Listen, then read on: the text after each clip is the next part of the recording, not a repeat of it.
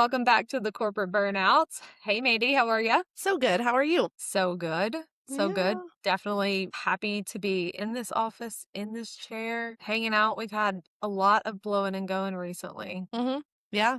Yeah. I want to hear about George Strait and Zach Top. Yeah. Oh my gosh. Zach Top was maybe the highlight of the whole thing. And that sounds terrible. Like George Strait is George Strait. Like you can't outdo him. It's hmm not possible. He's 73 and he's still the king of country. Yep. But Zach Top, he could be daddy. Yeah. I don't Okay. even know how old he is, but he was incredible. Well, I Loved know every he's second not of that. old enough to be your daddy, but He's, well, that depends on how we're talking about it. But anyways, I digress. either way we're talking about it, he's not old enough.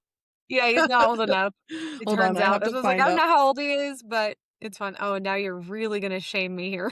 We'll That's see. I fine. don't know how old he is. How old is Zach Top? He's bringing 90s country back though in a good way. He is 28 years old. He's older than I thought that he was. Oh, I'm not gonna go to jail for No. that's fine. Well, I didn't think he was Perfect. a jailbait.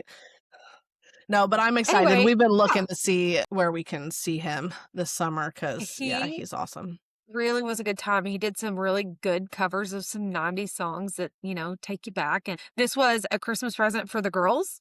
It's hands down Paisley's all-time like number one bucket list concert. So knocked that one out at Mhm, 17. Only mhm. down from here, sister. Don't know what to tell you.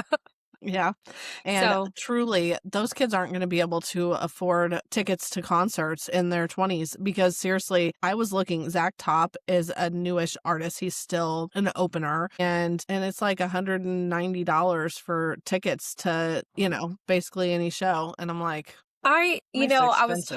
I was talking to the girl's dad about this recently. Weird that I just said that. I was talking to Sam Mhm, about this recently, and I was like, I feel like we're ruining these kids. Like we're setting their expectations up here, like mhm, thousands of dollars on Taylor Swift now, thousands of dollars on George Strait, and mhm. all of these great experiences. And that's not even including vacationing and all the things.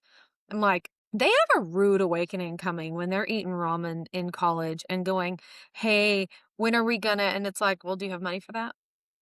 Mhm. Well, and the thing is that I hope that they're understanding that it takes hard work to to purchase Yeah. these things.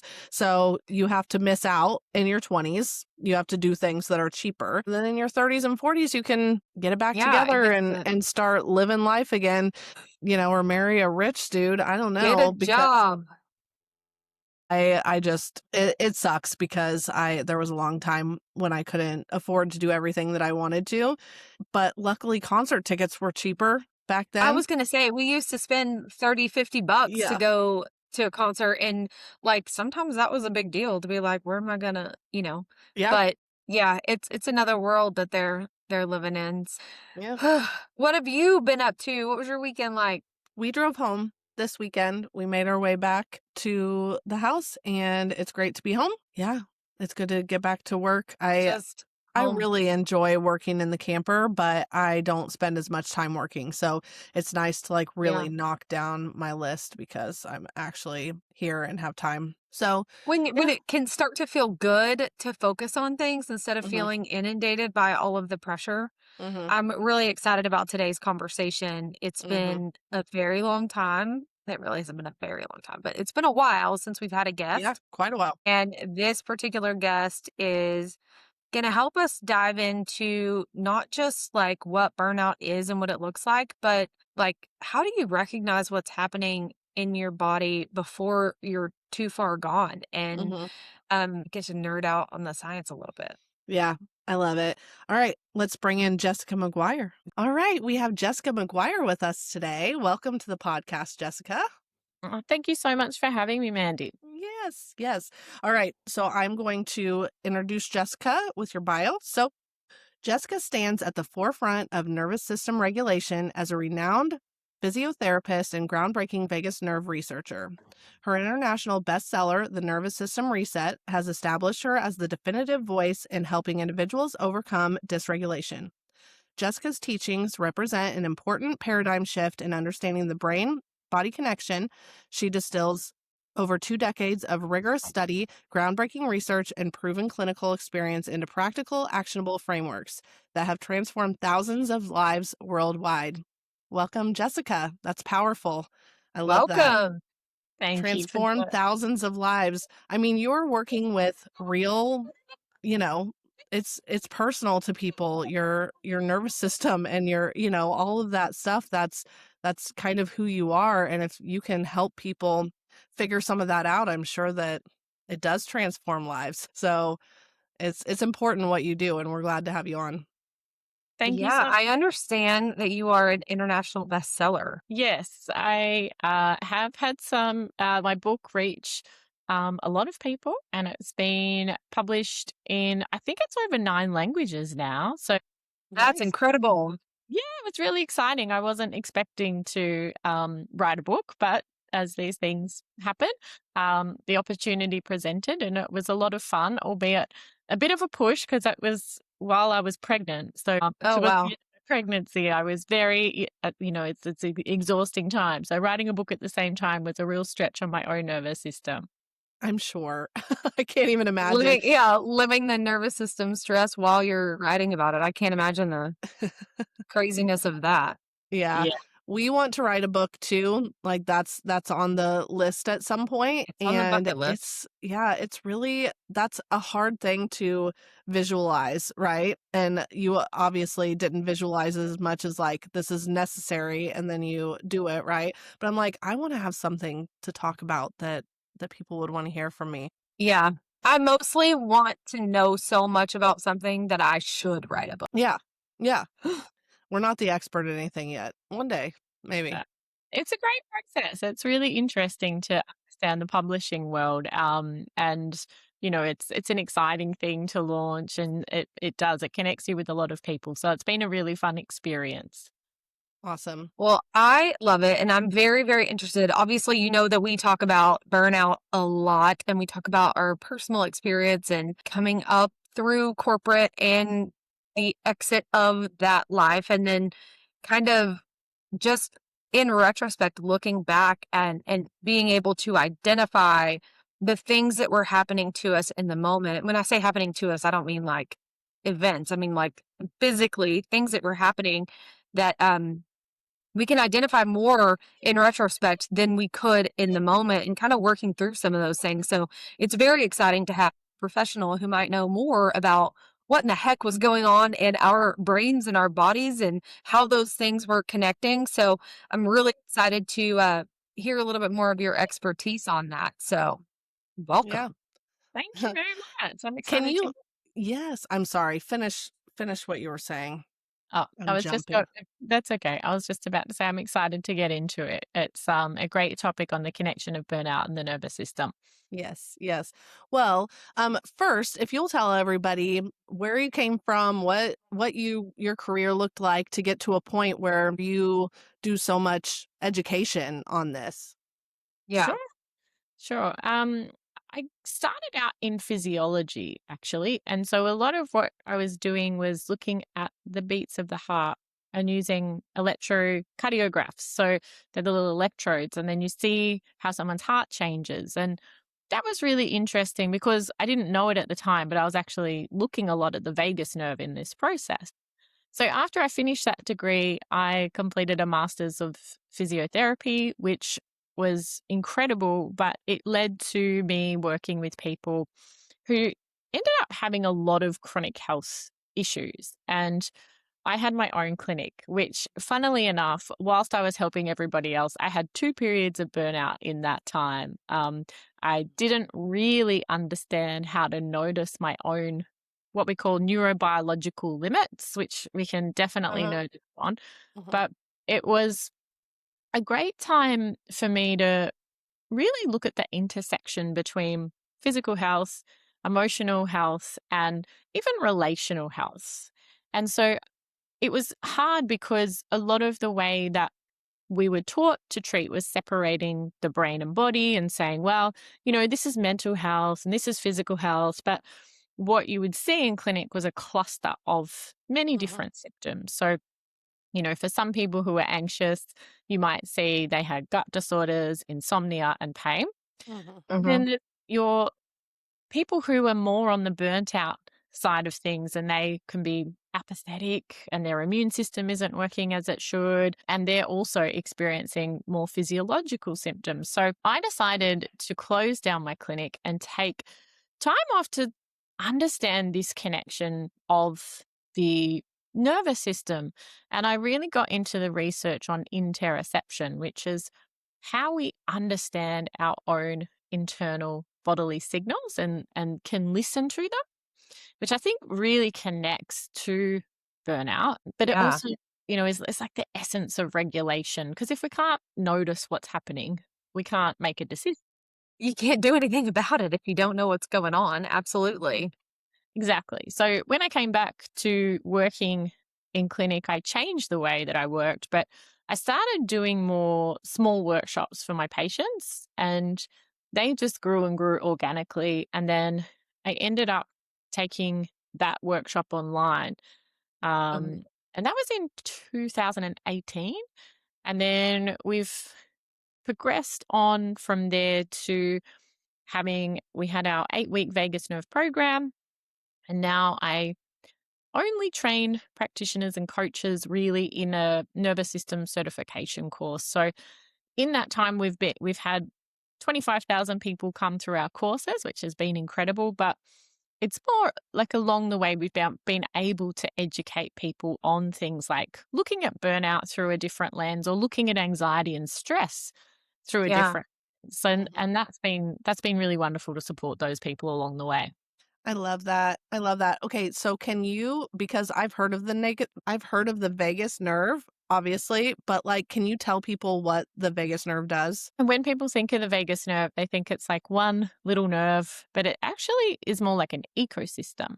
So it goes from the brainstem, one branch, and then we have the branch that goes to our heart, and that brings us back to regulation. So it slows down the beat of our heart after we've been stressed, and it's Okay. what initiates that recovery. So it plays a really big role in our emotional health.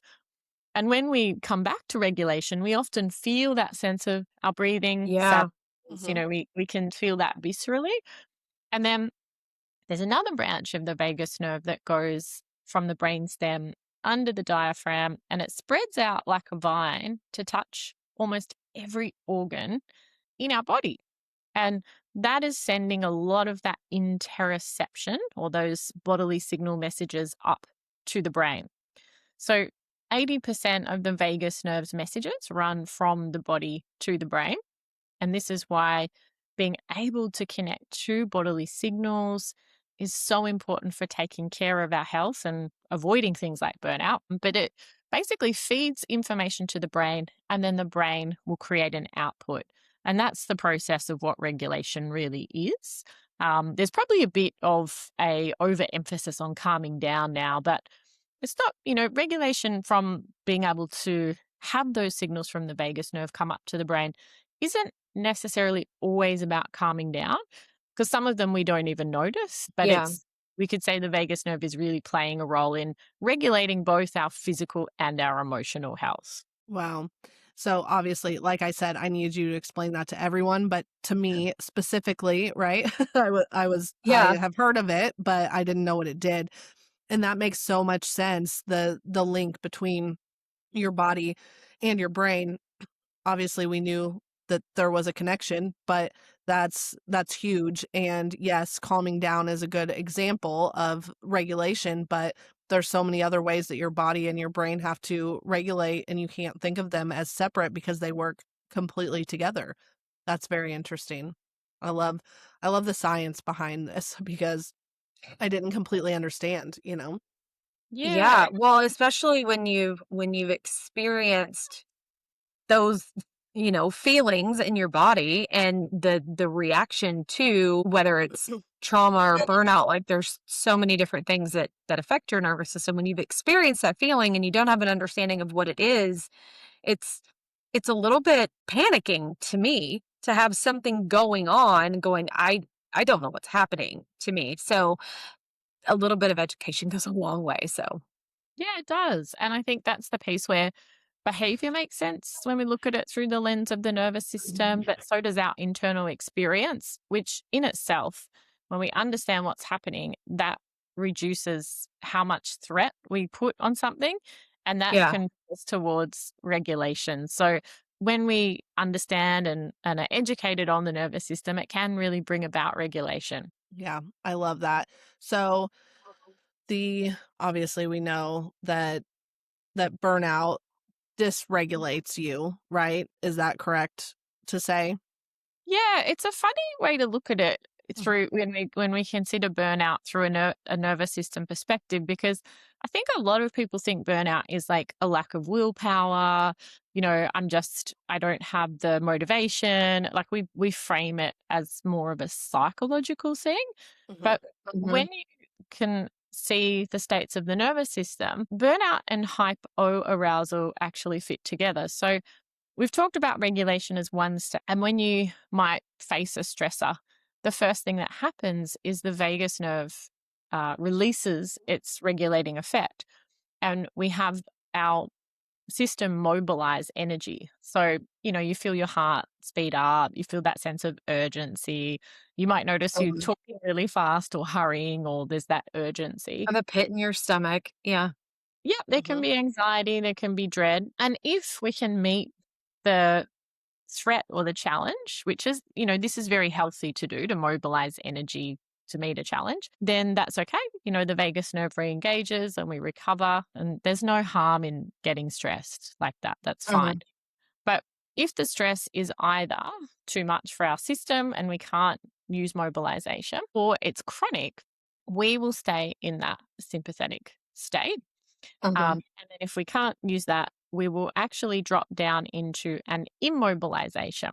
So, in the face of an acute stressor where something's, like say we're in an environment where we can't get away, we might be overpowered, a lot of people actually immobilize. So they freeze, there's a mhm, collapse, there's a shutdown, they dissociate. And although there's a lot of shame attached to this process, it's actually what protects people psychologically. It raises the pain threshold. And it can make us kind of disappear. So we're not maybe noticed by others. But with that, if we can, well, people talk a lot about fight or flight. And, if someone was in a difficult situation, we understand why they run away, or we might praise them for fighting back. But when it comes to that freezing response, it's poorly understood. And people usually judge themselves for not doing something, Yeah, not like it's cowardice or something when really it's mhm, just a reaction that you're not in control of. mhm, exactly. And you don't choose to do that. So the Mhm. freeze aspect is something that people who have had a lot of traumatic stress may continue to default back to whenever they face a challenge. So our nervous system learns in very difficult situations how to respond, and it does it through past experience and prediction. So Mhm. there's no conscious decision to go, okay, I'm going to get anxious now. So Yeah. it's we've got to give ourselves that grace. But what can happen in the face, so that's like traumatic stress, but what can happen in the face of chronic stress is there is the mobilization that happens. So this is a little bit like if you want to have a bath and you run the hot water first. But let's Mhm. say you've ran the hot water for so long that it starts to run out, you're going to be left with cold water instead of having Uh-huh. the warm, the hot and the cold water blend together to give you the right temperature. So essentially, burnout is when we've ran the hot water for so long that it's ran out, like that mobilizing energy, and then Mhm. we end up in the cold water. So it's like we're down in that state of immobilization. And so that is more of a nervous system physiology than what we would say is willpower, than what we would say is motivation. Yeah. Now, there's parts of things that impact how we will determine if something's a threat or not. Like we can say culturally, there'll be different things. If our values are different, I think a lot of Mhm. people working in an environment that doesn't align with their values is a big stressor on their nervous system. But even just subjectively, how we experience things is very, very different person to person. So there's the physiology part of it, but then there's also our subjective experience of how we live that will influence what our nervous system will do. Mhm. I absolutely love the analogy, right? It's not it's not my fault that the hot water ran out, or there's nothing I can do about it because I Right. ran it out, like that already happened. So the reaction to it, it's almost like I don't have a choice because there's only cold water left, even though Right. I could have just not ran the hot I'm doing water all as the right much. Yeah. things for it to be Yeah. the right temperature, but there's none left. Yeah.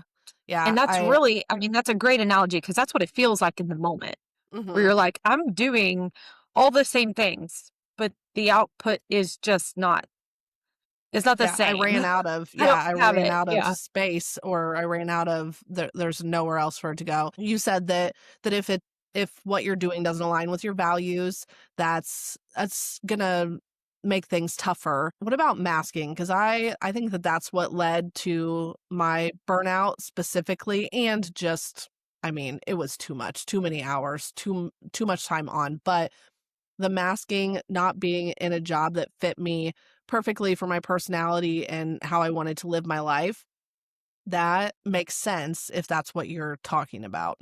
Yeah, it's definitely a big part of it. So, with talking about the calming down piece, for people who are in the water where it's too cold, we don't want Hmm. them to calm down. They're already too far down. We want them to mobilize. We need to add back the heat. Mobilization, and I think this is really true for women. So, and my concern about a lot of regulation work that we're reading on social media is more pushing people to suppression and to mask and to push down what they're really feeling Mhm. in the sense of I need to be calm. But that's not what we want. Now, if we're in a workplace where we might be taken advantage of, where we don't get the opportunity to speak or we become compliant, then that is one of the main ways that we derail our own internal experience and we don't speak up when we need to. So, my work with people who tend to be in that chronic immobilization is to get them to mobilize. And a lot of time Yeah. that means getting a little bit angry and getting a little bit more of the fight energy of fight or flight. So, if we look at it in terms of, we could say it's masking, but in nervous system terms, we would say that there is a blend of our nervous system where we have the part of ourselves dissociating from our internal experience and pushing away our own values. And then we have a Hmm. little bit of that blended with anxiety or flight energy. And that creates a blended state that people have described as fawn or appeasement, which is that we Hmm. say, yes, okay, I can do that. But connecting back to our internal experience and being able to tolerate the sensations that come with fight energy is incredibly important. Now, for women, this is very difficult in a workplace because there are really good studies that show when we are assertive, people think that, it's perceived as that we don't have control, that we are Yeah. It's very um, negative. it is incredibly. So that is the challenge that we also face in working in some environments. So, you know, I think over the years, one of the things that I've learned to do is go, I am annoyed or I am angry. Let it be here. Now, that doesn't mean that we snap and speak to people terribly Yeah. or rude, but what it does stop us doing is pushing down and we end up internalizing, and that's what takes us down into shame and immobilization. So a lot of the work that really serves people, not just women, but I mean people who tend to go towards the pretending everything's fine, they need to learn to tolerate mobilizing energy in their nervous system that is fight, work with that on their own, and then learn in the moment how to channel that into using their voice because that is self regulation. It's about listening inward and then doing what you need to manage your emotions and your physiology. It's not shutting down what's happening inside of us. Yeah, I think you just kind of nailed it, Mandy. In our experience, I'm just thinking about like the team dynamic of it all. We all kind of trained ourselves to like, we're fine, everything's fine. And you suppress so that on the outside, everything looks good. And then little by little, we get through whatever it is that's going on. And then the moment passes and you never really deal with what's actually happening on the inside. But what I've noticed about you specifically coming out of that situation is now when you are feeling some type of way, you can stop and say, I'm really annoyed right now, or this is really upsetting to me. And then we can talk through, like, maybe even unbeknownst to yourself, have already started that process of identifying what you're feeling in the moment and then working through that instead of suppressing it and making everything fine. Yeah, well, I Yeah, well, I believe think I'm that still fine. huh? I said, I think I'm still saying I'm fine. Yeah. Yeah. I believe that a lot of my burnout came from just going with the flow Mhm. and not having literally any boundaries. And so we talk about boundaries on this podcast a lot because it's something that could have made our corporate life a whole different situation, right? We Um, both struggle with that. yeah. But I think that that's what you're saying that I have now. I have boundaries now. I'm not just letting everything happen to me. I am pushing back, right? So that is satisfying my nervous system to we're Because it's the we're flight shutting this energy down. that she's talking Yeah. about. It's all making sense. Yeah, Yeah. so I believe that is really helpful. So once again, everybody set some boundaries and get comfortable with it because also boundaries are really uncomfortable, for my nervous Yeah. system but it's getting more comfortable.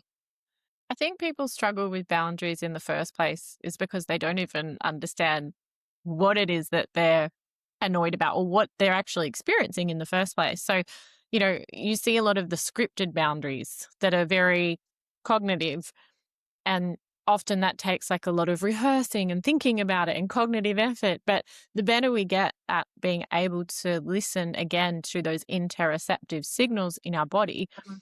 to identify what's happening and then decide what our needs are, which is all body awareness. It's listening to signals. It's then being able to, in a granular way, work out what the emotion is and then decide what our um, outcome needs to be. Then that's a much easier experience. So, we spoke about the interoception piece of being able to notice our internal bodily signals. So we could think about this with thirst, the dryness in my throat and a lightheadedness. I need to connect to that to be able to say, oh, that's thirst. Go and get a drink. Then self regulation is restored. Like the process of that Yeah. seems very simple. But we could look at it of, tightness and heat in my chest. My hands are in fists. Okay, this is fight energy. Like, I don't think people are getting to notice their body in a lot of environments where there's a lot of pressure. It's busy. They go, go, go.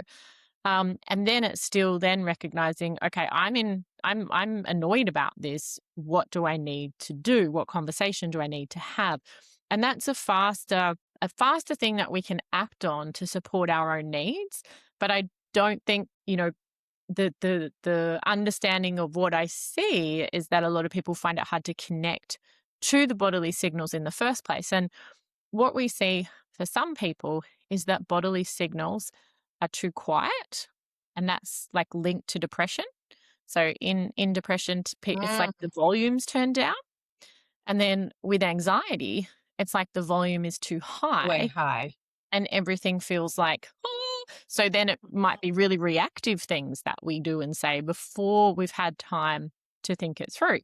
So there's a sweet spot of, okay, these are the sensations which are giving rise to the emotions, and the emotions are there to tell me what step to take next. So I love boundaries, but I think the part that maybe gets missed sometimes is they're not a cognitive script to rehearse and to Mhm. use. It's more that we are connecting to our inner bodily sensations and emotions and sharing them in a respectful way, not where we're just reactive or Yeah. triggered, in a way that Yeah. helps us guide our life. Yeah. I we talk a lot about therapy on this podcast too because we believe in it. And I was not in touch. I mean, obviously I knew after I quit my job and I hadn't had a headache or endometriosis pain or anything in months, I was like, wow, that was all connected. You know what I mean? Like the stress was really screwing with me, but I didn't really understand the link between, like how to feel the things in my body. And so I started going to a somatic therapist, and that has been incredible. I mean, I totally know what everything means now. And I won't even notice, but I didn't before. Now I'll be like, I'm clenching my jaw. I Hmm. don't know why, but it's just tension. And it's like, okay, what do I have to do to calm this down? Or what's actually bothering me? Because my body is telling me before my brain, right? And so that's been really interesting to learn how to listen to your body. Because for the probably the first 6 months, you'd be like, how do I feel in my brain? How do I feel in my body? And I'd be like, I don't know. I don't know. I don't know. Yeah. Literally, you couldn't pay me to tell you because I don't know, and I think that that probably happens to so many people, and that's why they stay That's exactly how I dysregulated. felt. And sometimes I still feel that way. I've noticed that my most heated moments or those feelings with where my nervous system really gets jacked is in dealing with my teenage daughters. Probably no surprise there. But Mhm, in those moments, I don't have it's like I don't even have the ability to think about or to stop and process what I'm actually feeling. And therein lies the reaction to the situation before I've actually stopped to think, okay, what button did she actually hit and why did it actually trigger me the way that it did? And I hate the word trigger because I feel like it's overused, but that's what it feels like, where it's like mhm, you pushed a hot button. And when that button is pushed, I don't even have the ability to think about what it is that I'm feeling. I'm literally just reacting. mhm. Yeah, that makes sense. And Yeah, there's the interesting piece around this where we can look at in the moment things to do, but then Um, we can also come back to look at the parts of our nervous system that are operating via prediction. So, a lot of the times when we do have those really strong reactions repetitively, it can be a way that our nervous system is operating on a prediction that may or may not reflect today. It may be yeah. something from our own past, around our own younger self that is, feeling distress or anger. But I think there's a piece where we can take care of ourselves in the heat of the moment, but we can also do work to trace back. Okay, well, what is the part about this that does make me get so worked up? But it's still, as you guys are saying, connecting to bodily sensations. And you can almost think, right, well, if I passed a microphone over to these sensations, what is it that they're actually believing? And it could be that I'm failing, I'm falling short, it'll never be enough. Start to make a connection sometimes of what does this experience feel similar to from my past? And mhm, many times there can be that connection back to, yes, this is just like then.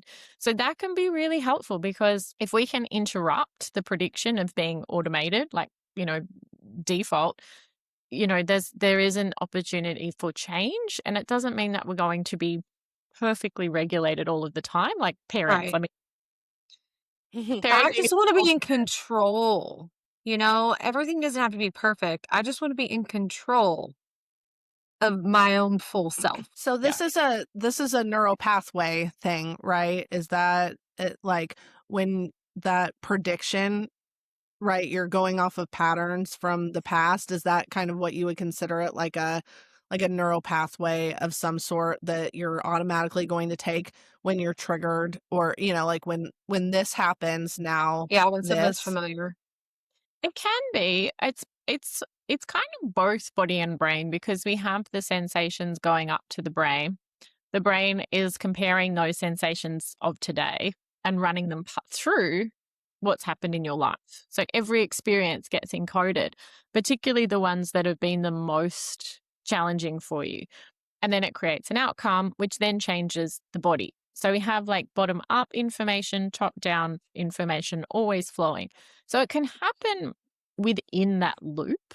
So the brain, yes, will have predictions that it's making based on, like I said, if someone froze in a situation, they might find they can't speak when they're in challenging situations years later that feel similar. So I think, the part that we're looking at is of if it's a brain situation, it is, but we can't separate it from the sensations in the body. And usually it's the sensations in the body that tells us what's outside of conscious awareness.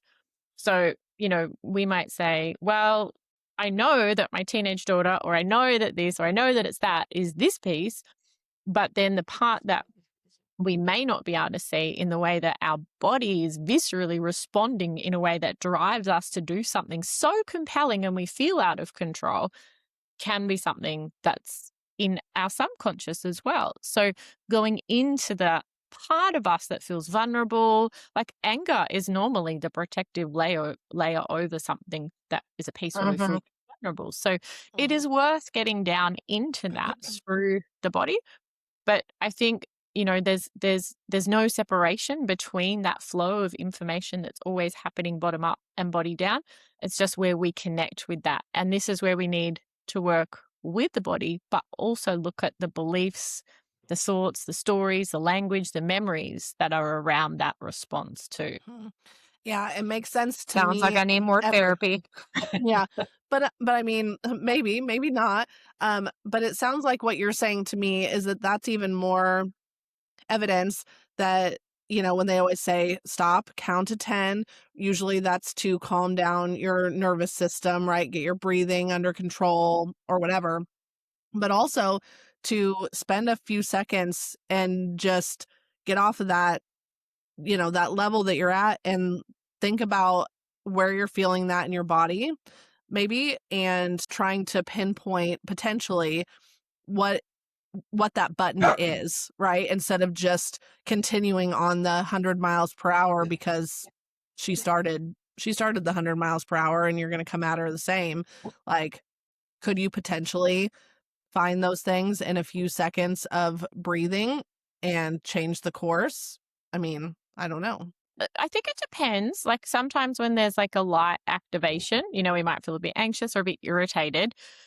The way that we can work with the nervous system is a little bit more like that. We have some more agency, but when it's like we're redlining and we're about to flip our lid, we're better off just to remove ourselves from the situation. Mhm. And, that could be, I just need a break. I just need to step out of here or not, like not react in that way, more for our own self protection in that way, really, if we're Yeah. feeling out of control. And we don't want to say something that we regret, but I think the key to it is recognizing it early, which again comes back to interoception.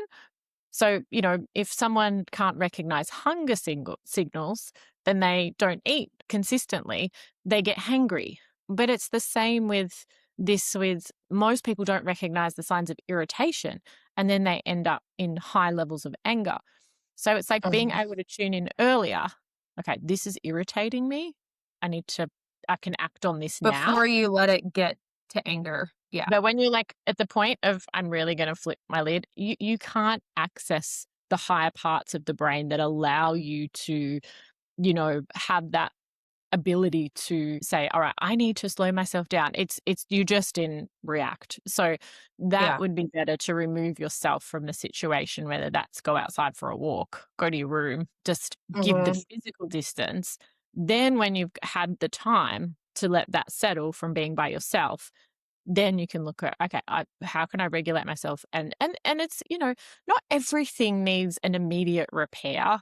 I mean, you have time to give yourself time to process what's going on as well. And breathing can be really useful, but it also isn't like a neutral thing. Breathing for some people who are really anxious and breathing, you see these neck muscles come up. Yeah. Often when they use breathing exercises, they tend to overbreathe and they might drive anxiety more.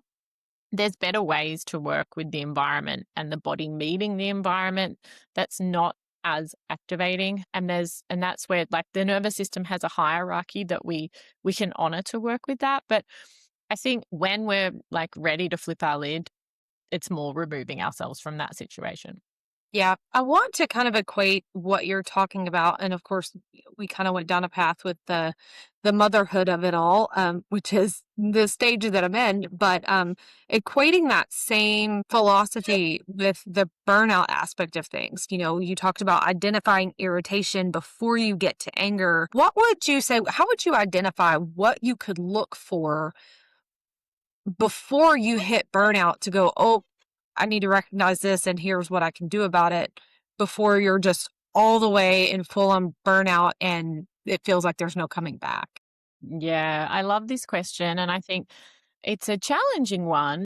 I spoke Mhm, before about neurobiological limits, and we all have these. So I learned this the hard way when I mentioned my clinic. I opened that up when I was quite young. I think I was 27. And I mhm, was on some days working with 18 patients a day, managing a team, and running the business. Like the expectation that I had wasn't even achievable, number one. yeah. And then number two, I consistently overrode my neurobiological limits every day until I hit burnout. So we can say that these limits are the cognitive limits we have each day. It could be physical limits, like how much we can lift at the gym. It could be emotional limits. And these are really dynamic. So, for instance, if your partner wants to have a conversation with you about something challenging before you're about to go to work, your capacity to listen to them is probably going to be less. But, if it's like the end of the day, you've had dinner, you're having a wine together, your capacity to listen is probably a lot more. So I Mhm, think we need to recognize our limits, recognize what they're doing day to day. mhm, Like not sleeping is enough to make anybody the next day have a much smaller tolerance. So yeah.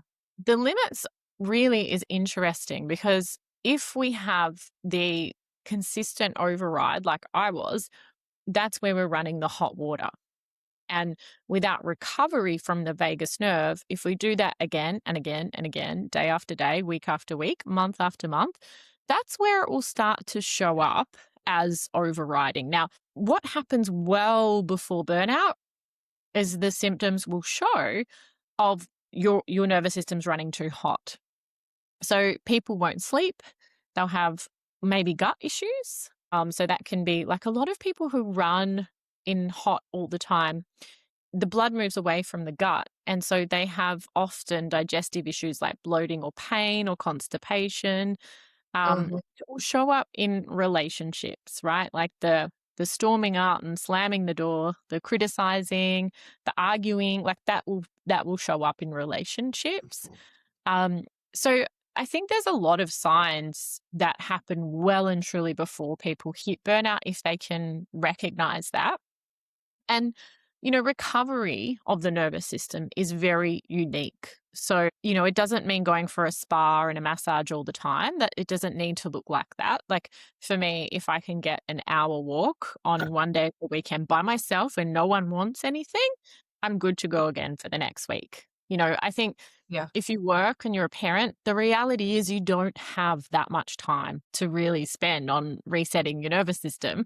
It's going to Yeah, have because you get to out of one situation where everybody needs you just to go home where everybody needs you, and the only rest and recovery is literally sleep if you're lucky enough to get that. So, yeah, I totally get that. But I think that you're onto something there where it's like you just need, prior to really hitting that wall and running full on cold water, you need a minute of like conscious time, not just literally sleeping, of complete dissociation from all the things that need you in the world to fill your own cup a little bit. Yeah, exactly. So, if I get a hike in that's an hour outdoors, my phone, I don't look at my phone. It's just that is enough, and then it might be that you get, honestly, I think for some working parents, the reality is it might be 20 minutes that you get at the end of the day where you just might be able to do some practices. But this is the reality of, working and parenting and then the Yeah. mental load and the household. I think our expectations need to be realistic of what we actually can do. But Mhm. yes, catching it well and truly before. And if there's a consistent redlining, what are these expectations? What I would have loved to have had the wisdom to ask myself in my late 20s, is this even achievable? Because Right. things need to shift in your business, and then it would have been a lot more sustainable. So wisdom now tells me that I want to be doing this work for the next 20, 30 years. Yes, I still push myself when I need to, but there's pieces of it where I'll say what in the business needs to change. So it's more about the systems that support us. But I think when people start recognizing that they're shifting to burnout, it will be different. So there will be the fatigue even after 8, 9 hours of sleep, still feeling absolutely exhausted. Now, this isn't necessarily like I'm a bit tired, I just need a good rest. This is like people explain it as like the chronic fatigue type pain. Mhm. It's almost like you couldn't get up off the couch, even if you Yeah, tried. where you're literally so tired that it hurts. Yep. Yeah. So that fatigue's a big one. And then what you'll hear is because a lot of the time our thoughts are following this, right? So we can say story follows state, and the narrative that we have will be something like, there's no use trying, it's never going to get any better, I'm going to give up, it's impossible. A lot of people that I've had come through my programs have noticed, or actually were living in this state and didn't even notice for a long time. And then they recognize the stories, particularly around things like dating, so it's like, I'll always be alone. Everyone else Uh-huh. is loved, but I'm never going to get that. So lots of the stories will give us the clue. There'll be a loss of libido, brain fog. Many people, it shows up in their immune system becoming overactive. Cortisol levels tend to, we think of cortisol as being this really bad thing, but it's a really great hormone. It like mobilizes or releases glucose for us, so we have energy.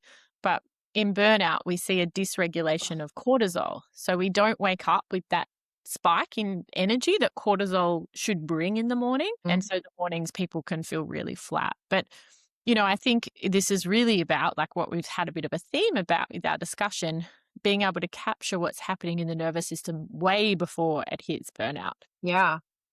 so that Well, and people it's can. crazy because all of the things that you're talking about, whether it's the gut health side of things or the fatigue or issues in relationships and those sort of things, and even the stories that you're telling yourself, that all feels very separate from I'm doing too much at work over here. I'm like literally burning out. Like they don't feel like they're connected in any way. So I think that's where like the breakdown is in the identifying what's really going on in the moment.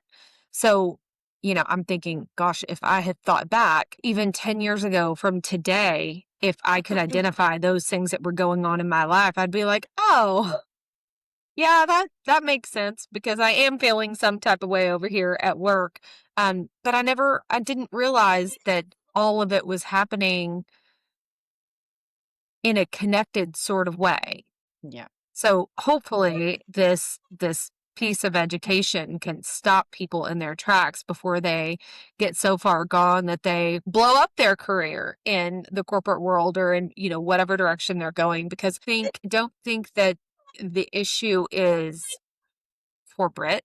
I don't think that the issue is in any capacity. I think the issue is self-management on what it is that like you were saying, setting those limits, understanding what your capacity really looks like and not overriding what those limits look like in one area because it's going to have a trickle effect on everything else. And man, to have that wisdom in my 20s would have been We all could life-changing. have Who done knows where I'd better. be now?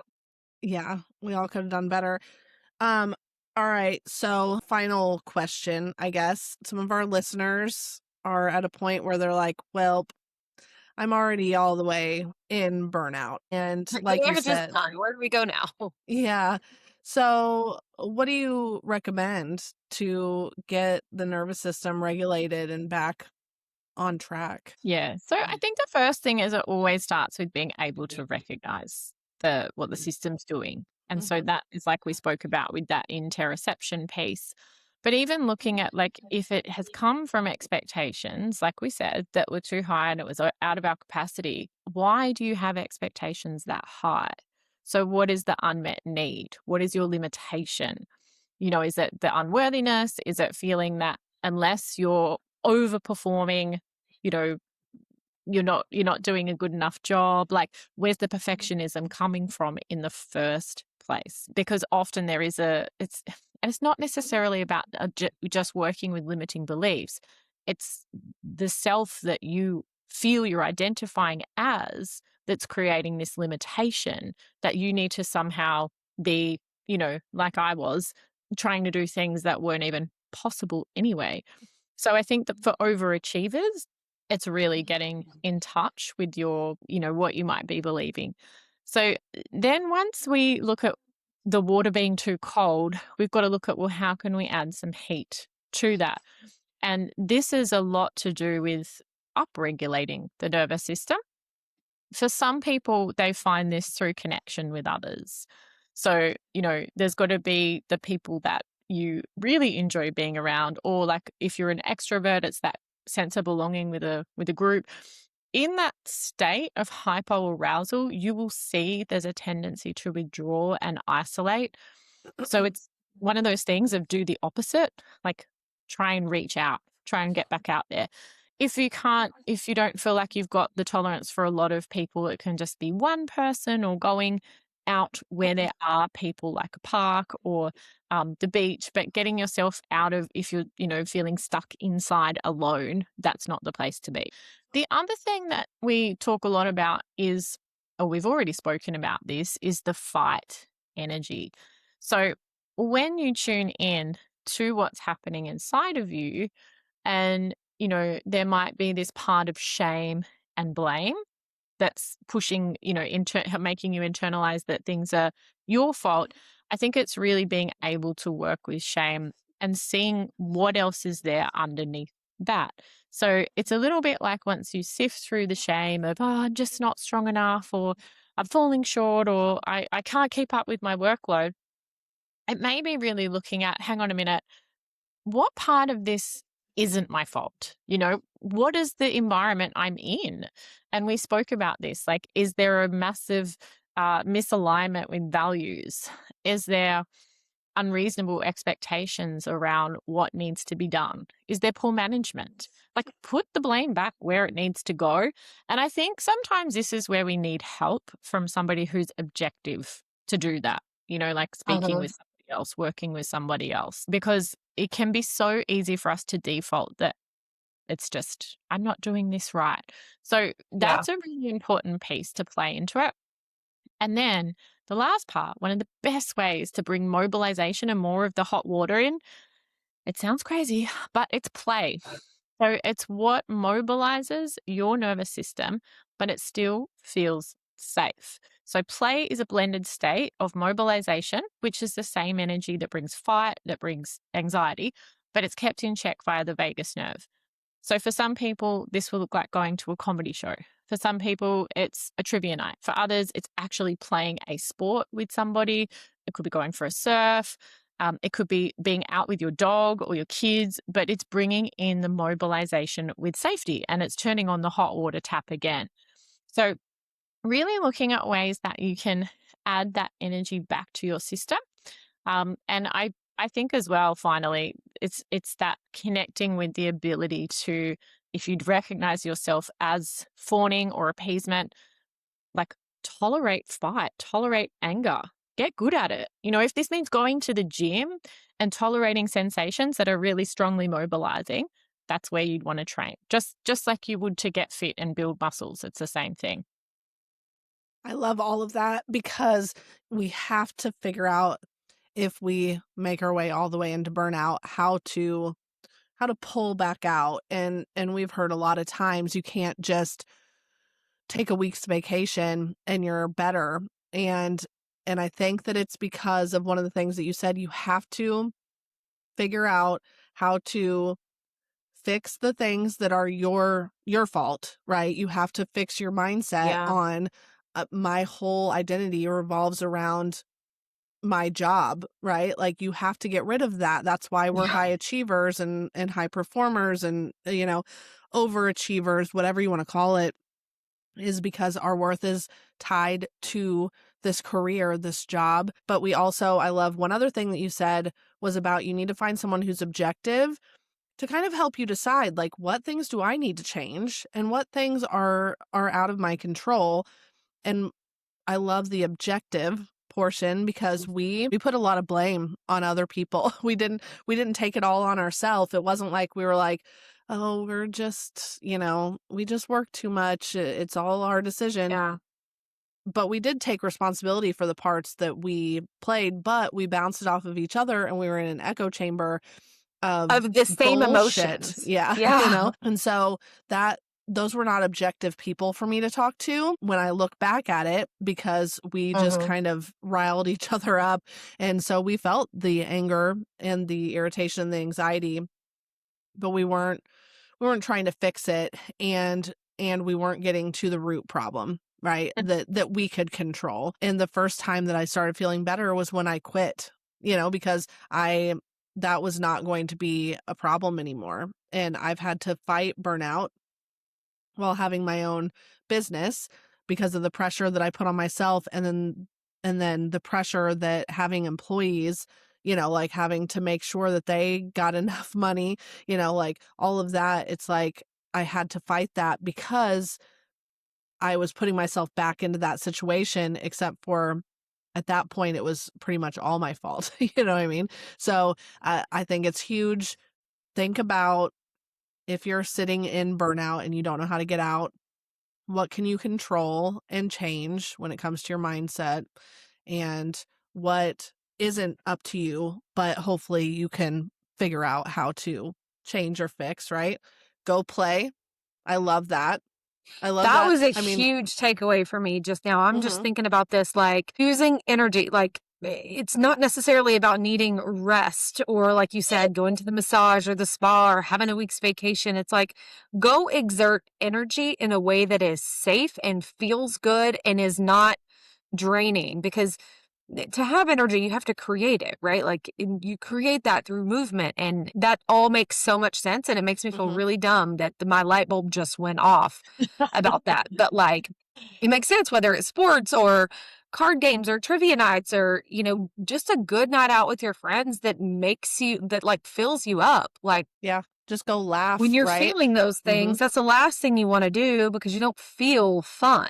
But you have to go have fun to create fun and to have the energy to get through the rest of it.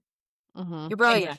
You are, and it was really that was a huge piece for me too because they always say everyone always says like find something that relaxes you, find something because you are trying Yeah. to calm your nervous system, right? So me knitting a blanket that does help me. Like I love like the feel of it and like all of those things helps like calm me down, but and I would never probably never I mean, maybe pickleball, but I usually wouldn't go, like, play a sport, But I Yeah. would go to a comedy club, and that can't not calm things down. You're just laughing for 2 hours, like, Yeah, and it gets it's your mind great. off of the things that are on the constant loop. Mhm. Yep. But Exactly. all amazing advice. We really enjoyed having you on. This is again, we love Yeah. to nerd out on the science of things, but people just need to understand why things happen to them. Like why are these Mhm. things happening? How to stop it in its tracks and how to fix it if we're too far down the road. And you did all of that. You explained all of that today. So they're going to get so much from this. Thank you both so much. I really Mhm. enjoyed the chance to talk to you about this, and sounds like we've had many similar experiences along the way. Yeah, Yeah. I feel like we could have 13 more episodes diving in deeper. Um, would rather do that than another 13 hours of conversation in one, but I Yeah. really do appreciate you coming on and sharing some of your wisdom. Where can our listeners find you if they're interested in learning more about what you have out in the world that could support them?